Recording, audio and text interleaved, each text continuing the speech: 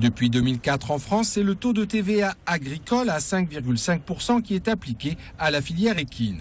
En janvier prochain, selon la Commission européenne, ce taux devrait passer à 19,6. Une hausse préjudiciable pour les acteurs de cette filière qui se sont fédérés au sein du collectif Cheval Colère. Aujourd'hui, la filière cheval en Languedoc-Roussillon, c'est plus de 2000 emplois. C'est 60 000 hectares d'utilisés pour les chevaux.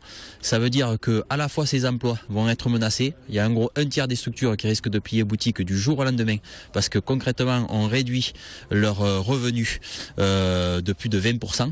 Et les hectares utilisés et entretenus par les chevaux qui vont être délaissés. Ensuite, c'est aussi des chevaux qui vont se retrouver sans emploi.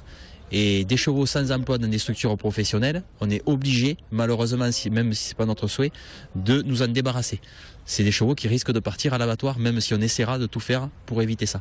Une hausse de TVA qui est perçue comme un premier couperet, le second étant la réforme à venir des rythmes scolaires. En équitation, on fonctionne énormément le mercredi, le samedi et le dimanche. Si on nous enlève donc la matinée du mercredi, ça nous fait quand même, on va dire, un 5e, un 6e du chiffre d'affaires en moins, en plus de la hausse de la TVA cette année.